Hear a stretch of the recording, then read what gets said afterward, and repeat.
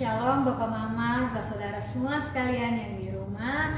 Puji Tuhan, kali ini Beta bisa diberikan kesempatan untuk memberitakan kebenaran firman Tuhan.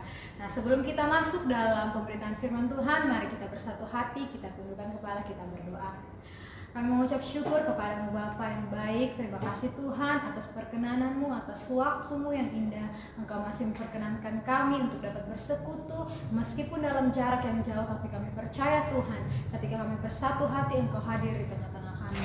Saat ini kami akan membaca, merenungkan kebenaran firman-Mu Tuhan. Namun sebelumnya Engkau berkati firman ini, agar firman ini dapat sampai ke dalam hati kami, dan biarlah kami menjadi pelaku firman-Mu dimanapun kami berada. Terima kasih Tuhan, kami siap mendengarkan kebenaran firman-Mu. Dan nama Tuhan Yesus kami berdoa dan mengucap syukur. Haleluya, amin. Baik Bapak-Bapak Saudara sekalian, firman Tuhan yang Beta ambil pada kesempatan kali ini terambil di dalam 2 Korintus 7 ayatnya yang ke-10. 2 Korintus 7 ayatnya yang ke-10 yang berbunyi demikian.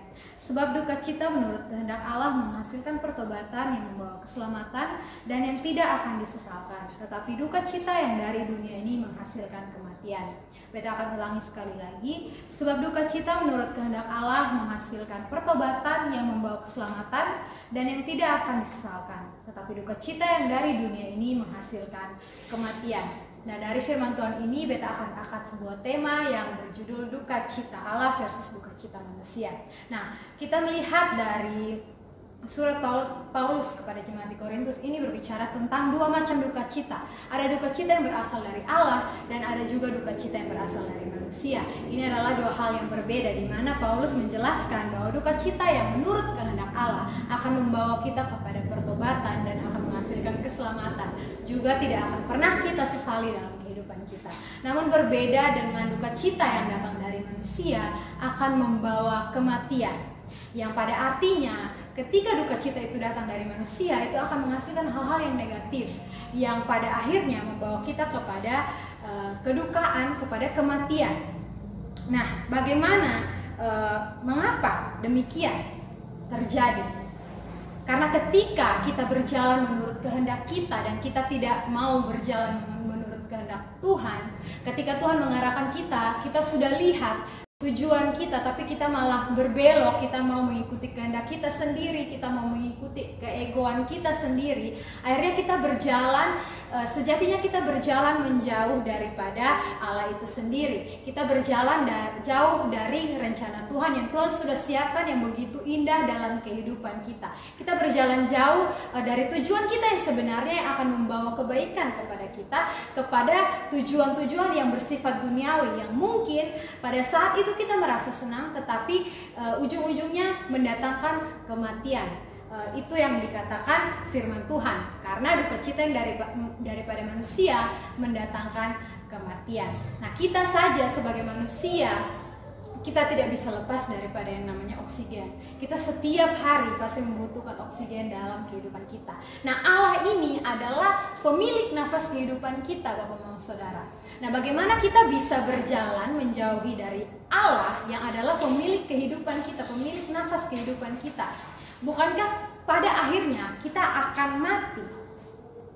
Tetapi kalau kita senantiasa hidup dalam kehendak Tuhan, mungkin dalam kehidupan kita pasti kita akan mengalami masalah, pasti kita akan mengalami hal-hal yang sangat-sangat mendukakan hati kita. Tapi ingat Bapak Mama Saudara, bahwa ketika permasalahan dalam kehidupan kita itu dikehendaki oleh Tuhan, maka itu akan membawa kita berbelok daripada jalan kita yang salah kepada tujuan yang sudah Allah persiapkan dalam kehidupan kita.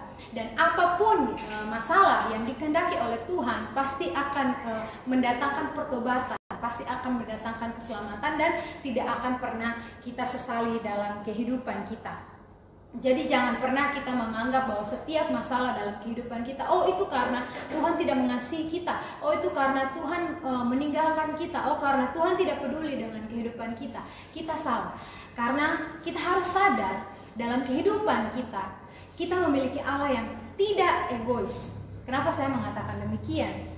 Kita memiliki Allah yang sangat tidak egois. Kalau mau mengikuti kehendak Allah saja, Dia itu adalah Allah, Dia adalah Tuhan, Dia adalah pencipta dalam kehidupan kita. Dia pencipta bumi ini. Bisa saja Dia menciptakan kita, lalu Dia yang mengatur kehidupan kehidupan kita dari awal kita lahir sampai kita mati itu semua ditentukan oleh Dia. Tetapi Bapak Mama dan saudara sekalian, Tuhan memberikan kepada kita hak bebas, di mana kita bisa memilih mau kita ikut jalan Tuhan atau kita mengikuti jalan kehendak kita sendiri. Nah, masalah atau duka cita yang datang pada manusia, kita harus mengetahui bahwa itu datang karena pilihan kita sendiri. Contoh yang paling simpel adalah katong tahu bahwa ketika katong jalan pakai kendaraan bermotor, katong harus pakai helm, katong harus punya SIM. Tetapi karena katong lihat dia punya jarak dekat, jadi ya sudah, tak usah pakai helm, tak usah bawa apa-apa, kosong-kosong bawa diri, bawa motor. Pilihan siapa itu pilihan kita. Nah, pada saat kita berjalan, akhirnya ada polisi, kita ditilang, kita harus mengeluarkan banyak biaya, dan pada akhirnya kita berpikir bahwa oh mungkin ini cobaan dari Tuhan, oh mungkin ini Tuhan mau coba beta. Tidak. Tuhan tidak pernah memberikan kita cobaan sebodoh itu. Itu karena kelalaian kita, karena masalah yang kita timbulkan, karena pilihan kita. Bagaimana itu kita bisa katakan bahwa itu cobaan daripada Tuhan? Sangat-sangat lucu. Karena itu adalah pilihan kita dari awal. Ketika kita memutuskan untuk keluar dengan kendaraan kita, itu adalah pilihan kita. Begitu juga dalam kehidupan kita. Dari awal kita bangun, kita punya pilihan, banyak pilihan dalam kehidupan kita. Mau kita langsung bangun, mau kita masih tidur-tidur dulu, mau kita langsung main handphone, atau mau kita berdoa, itu pilihan kita. Nah, Tuhan Yesus itu bukan Tuhan yang egois. Dia memberikan kita hak bebas, di mana kita bisa memilih mau kita ikut jalannya Tuhan atau mau kita berjalan menurut kehendak kita. Nah, ingat Bapak Mama kembali kepada firman bahwa duka cita dari Allah yang adalah kehendak Allah menghasilkan pertobatan. Nah, bagaimana kita bisa mengalami pertobatan itu adalah dengan kita makin intim dengan Tuhan, dengan kita makin hidup dekat dengan Tuhan, makin kita mau mengenal Tuhan.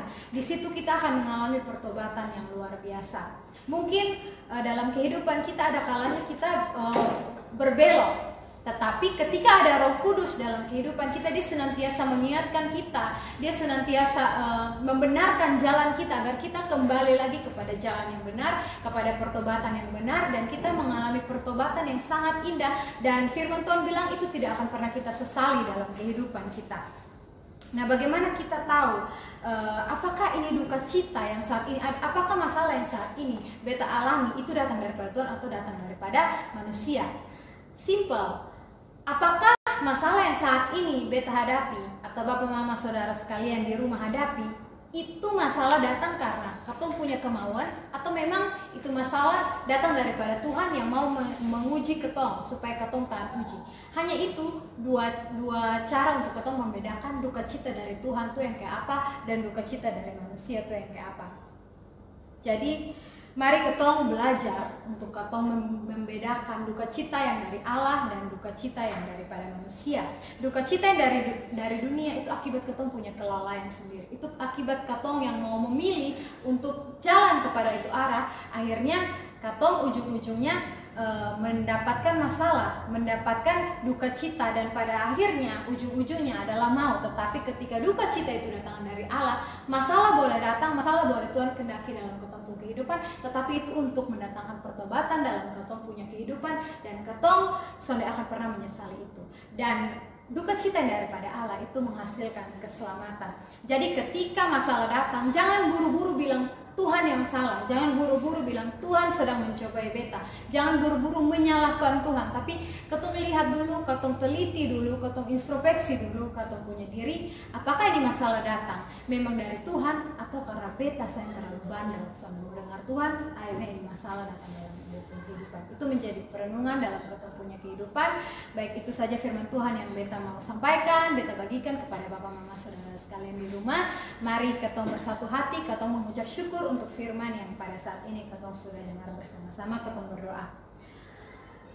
Kami mengucap syukur Tuhan sebab Engkau begitu baik dalam kehidupan kami. Terima kasih Tuhan untuk firman-Mu yang telah selesai hamba sampaikan. Biarlah firman Tuhan ini terus tertanam dalam hati kami, dan biarlah kami terus mengintrospeksi diri kami, menjadikan diri kami lebih baik, dan biarlah kami menilai setiap permasalahan dalam kehidupan kami, apakah itu permasalahan yang datang atas perkenanan-Mu Tuhan, atau apakah masalah itu datang karena kami memilih untuk mendapatkan masalah tersebut, sehingga kami tidak selalu menyalahkan Engkau. Kami tidak menyalahkan Engkau atas setiap permasalahan dan keadaan yang terjadi dalam kehidupan kami. Tapi biarlah kami terlebih dahulu mengintrospeksi diri dan mohon ampun kepada Engkau atas setiap perbuatan yang kami lakukan.